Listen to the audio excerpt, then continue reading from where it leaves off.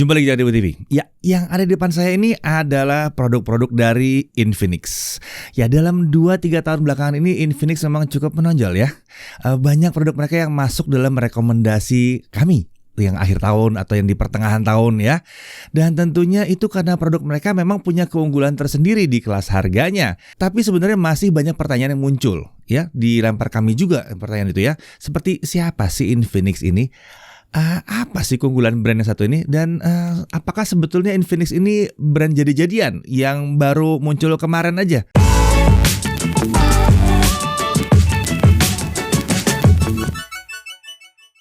Sebentar. Apakah kalian merasa bahwa kita tidak terlalu banyak mereview produk Infinix jadi kalian kurang kenal? Ini padahal hanya sebagian dari produk-produk yang pernah kita review, dari smartphone sampai ke laptop ini. Kalau kalian belum nonton video review Infinix sama sekali atau rasanya cuma sedikit, mungkin karena kalian belum subscribe. Jadi coba di subscribe. Sayang banget kalau yang satu ini kalian sampai nggak kenal. Karena terus terang, Infinix ini perkembangannya akhir-akhir ini emang luar biasa. Jadi supaya nggak kelewat, di subscribe ya. Hidupin loncengnya sekalian. Oke, dalam video ini kita bukan akan ngajarin kalian untuk jadi sales Infinix. Bukan ya.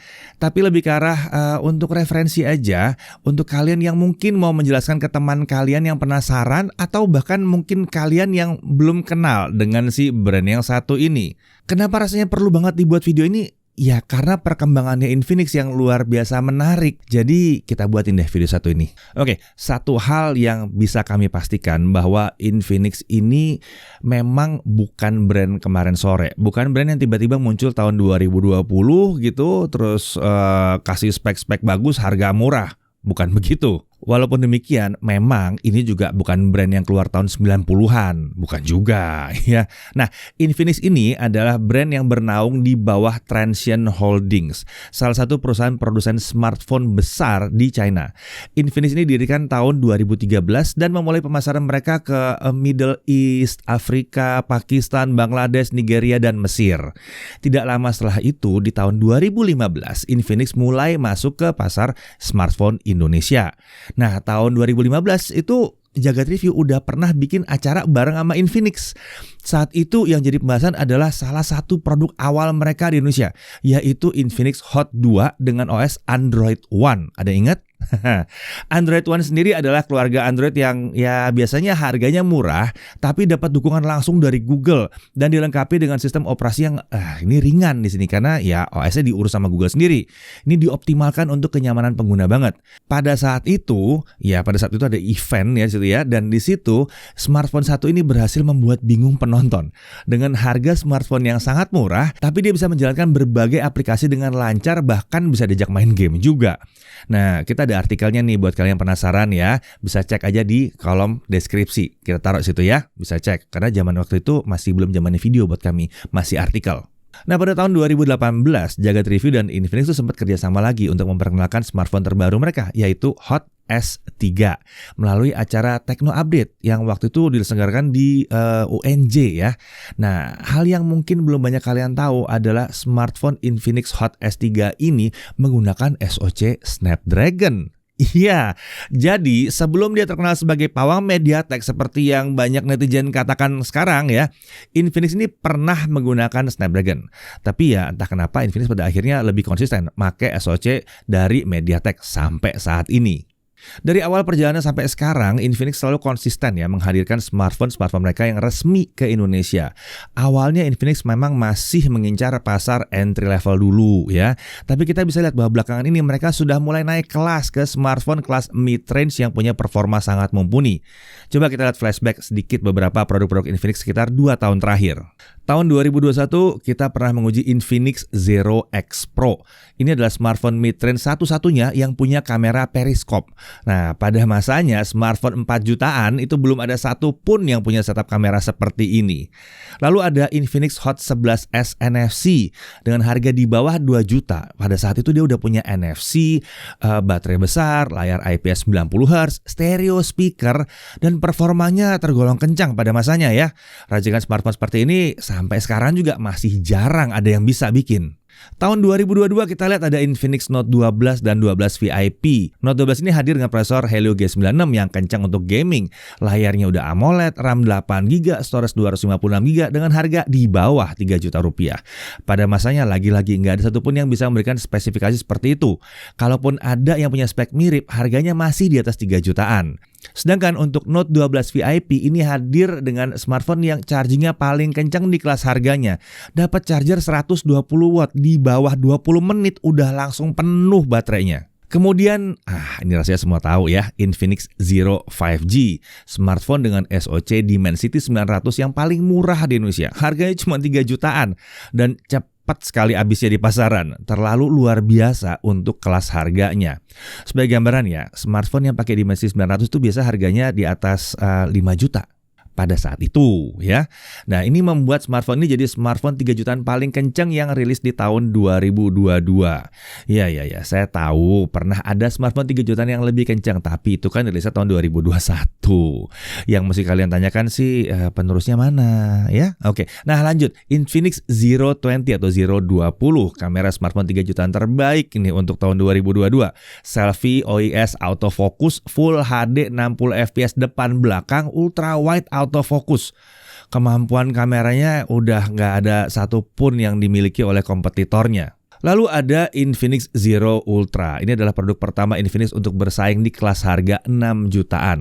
Hadir dengan desain yang mewah, layarnya melengkung, punya penampilan ala flagship dengan harga yang jauh di bawah flagship. Tapi memang sih untuk smartphone 6 jutaan, Infinix masih punya banyak PR kalau mau bersaing dengan smartphone yang lainnya ya. Jadi terlihat ya, Infinix ini bahkan berhasil memberikan smartphone yang luar biasa di masing-masing kelas harga. Apalagi di kelas harga 1 sampai 3 jutaan. Dan target pasar ini memang jadi fokus utama Infinix sampai saat ini. Mereka mengatakan kalau masyarakat Indonesia itu memang daya beli terbesarnya ada di segmen mid ke low end. Wajar ya. Nah, dan ada satu lagi perkembangan Infinix terkait produk yang kami cukup apresiasi, yaitu sekarang udah ada jaminan untuk update OS. Infinix akhirnya berani berkomitmen untuk OS update mereka seperti contohnya untuk Zero Ultra dan Zero 20. Walaupun belum semua tipe bisa sepanjang kompetitornya, tapi ya paling nggak dia sudah berani memberikan kepastian. Ini adalah hal yang merupakan sebuah kemajuan. Nah, Infinix sendiri melihat Indonesia sebagai market yang punya potensi tinggi, dan meskipun persaingan cukup ketat, itu tidak membuat Infinix menyerah ya. Tidak seperti beberapa brand smartphone yang kabur atau cenderung meremehkan market Indonesia. Enggak gitu. Cuma TKD-an doang, bisa lah Infinix ya. Nah, hasil penelitian dari Canalys mengatakan bahwa market share Infinix di Indonesia sekarang itu ada di kisaran 13%. Ini membuatnya menjadi top 5 smartphone brand di Indonesia dari segi pengapalannya ya. Buat yang belum tahu Canalys, mereka ini merupakan sebuah lembaga penelitian third party yang independen dari Singapura. Nah, salah satu faktor pendorong yang bikin dia bisa masuk ke dalam top 5 ini tentunya adalah quantity, dan ini kontribusinya dari seri Smart dan Hot yang paling besar volumenya. Ya, tentunya karena harganya ya yang sangat terjangkau. Secara global pun Infinix mengatakan bahwa seri Infinix Hot ini memang yang paling laris.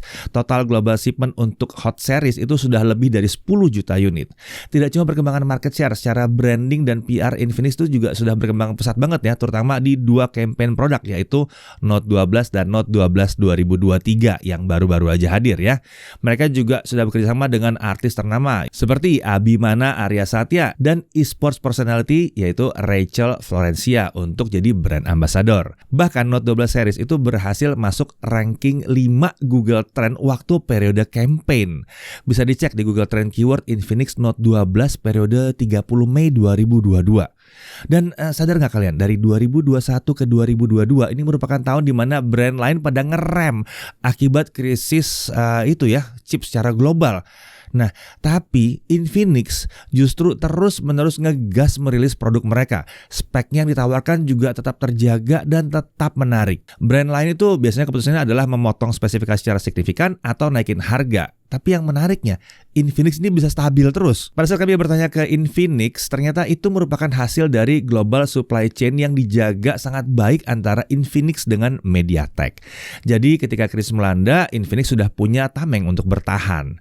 Jadi sebagai perusahaan pun, baik Infinix Indonesia maupun Infinix Global sudah membuktikan bahwa mereka adalah perusahaan yang tergolong solid. Dan jangan lupa ya, kalau brand Infinix ini tidak cuma berbisnis di smartphone aja. Di pertengahan 2021, Infinix juga masuk ke kompetisi pasar laptop terjangkau. Kita lihat aja nih, Infinix X1 itu memberikan layar IPS Full HD, 100% sRGB, Core i3, RAM 8GB, dual channel SSD M.2 NVMe, harganya 6 jutaan saja. Dan betul aja, laptop mereka pun disambut dengan baik di pasar Indonesia dan laptop tersebut habis dengan cepat.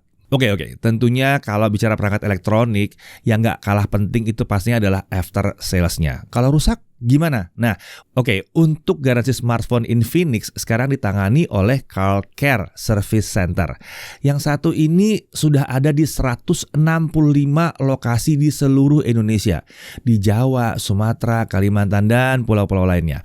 Lokasi service centernya mudah dicari sih ya, melalui website resmi carcare.com atau aplikasi CarCare di smartphone. Ada juga CarCare Flagship Service Center untuk yang tinggal di daerah Jakarta dan sekitarnya. Ini menawarkan layanan perbaikan cepat 1 jam untuk masalah teknis ringan dan maksimum 72 jam untuk yang lebih kompleks. Yang satu ini lokasinya ada di ITC Kuningan, Jakarta. Dan di sini juga kalian bisa mendapatkan layanan premium dan value added service yang menjamin kelancaran penggunaan perangkat elektronik Infinix termasuk smartphone ya tentunya ya.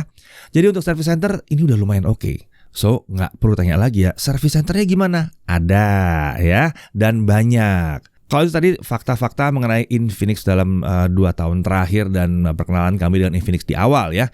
Nah sekarang kita juga punya sedikit opini nih sebetulnya terhadap si Infinix ya. Ya kita udah lama kenal dengan Infinix dan satu hal yang kami respect dari mereka yaitu mereka mau mendengarkan feedback dari kami. Apa yang kurang? Dan perlu diperbaiki, mereka langsung aktif minta pendapat dari kami supaya bisa menghadirkan produk yang lebih baik lagi ke depannya. Apakah Infinix sudah jadi brand yang udah bisa mengalahkan semua kompetitornya? Jujur aja sih belum ya, tentu belum. Kan kompetitornya juga banyak ya, dan ya pasti ngelawan juga ya. Tapi bukan berarti ke depannya ini tidak mungkin terjadi. Infinix memang sudah cukup berhasil bersaing di pasar smartphone kelas 4 juta ke bawah. Setiap membuat rekomendasi smartphone pasti ada aja smartphone Infinix yang masuk, ya nggak? Tapi untuk naik kelas ke mid-range dan premium atau flagship, Infinix sepertinya masih perlu banyak bebenah. Seperti misalnya dukungan OS-nya yang harus lebih matang dan lebih panjang lagi. Walaupun udah ada kepastian dan ini membuatnya menjadi setara dengan smartphone pada umumnya, tapi kalau bisa lebih banyak update atau lebih panjang update-nya akan lebih menarik. Karena ada aja pesaingnya yang panjang banget update-nya kan, tahu dong yang mana? Lalu harapan kami adalah Infinix bisa lebih gencar lagi marketing offline-nya karena masyarakat Indonesia itu masih banyak sekali yang belum terbiasa dengan belanja online ya. Sementara Infinix ini kayaknya kencang banget di online sekarang ya. Kemudian racikan smartphone mid-range-nya itu rasanya bisa lebih baik lagi spesifikasinya. Terutama untuk yang diandalkan ya, seperti berkaca dari Zero Ultra kemarin ya, kamera 200 megapiksel, keren sih, tapi harusnya itu bukan prioritas utama untuk di kelas mid-range. Angka megapiksel besar emang bisa buat jadi bahan jualan, tapi buat kami jadi terasa seperti tes pasar aja ya. Dan harapan kami Infinix udah nggak lagi deh pakai kamera-kamera bonus seperti AI lens 2 megapiksel makro dan ya kamera-kamera yang ya kita selalu bilang kamera bonus tadi itu ya. Kalau 2 kamera ini nggak ada, mau pakai 1 kamera asal bagus aja, wah kita udah happy banget sih sebetulnya. Nggak apa-apa lah tampil minimalis ya. Ya ini masukan aja buat Infinix nih. Dan kalau mau ada 2 kamera, ya mungkin baiknya kamera wide sama telefoto atau wide sama ultra wide. Dan yang terakhir menurut kami nggak kalah penting adalah sistem penamaan produknya. Kayaknya bisa lebih oke lagi nih ya. Infinix begitu banyak memproduksi smartphone, tapi penamaannya itu cukup ngebingungin. Iya nggak sih?